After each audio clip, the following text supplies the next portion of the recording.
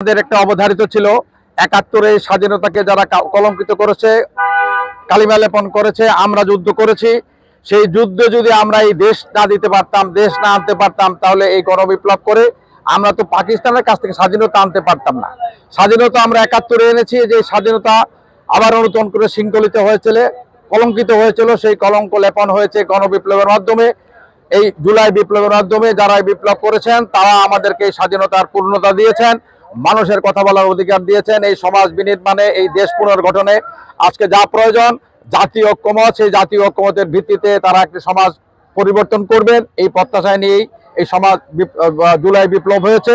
এই বিপ্লব আমাদের প্রয়োজন ছিল জাতীয় জীবনে, এই দেশকে রক্ষা করার জন্য, গণতন্ত্রকে পুনঃপ্রতিষ্ঠা করার জন্য, দেশকে অর্থনৈতিকভাবে স্বয়ম্বর করার জন্য, দেশকে আজকে ভারতের আগ্রাসন থেকে রক্ষা করার জন্য। তাই এই গণবিপ্লবকে আমি অন্যভাবে দেখি না। আমার জীবনের স্বাধীনতা যুদ্ধের পূর্ণতার জন্য এই গণবিপ্লব প্রয়োজন ছিল।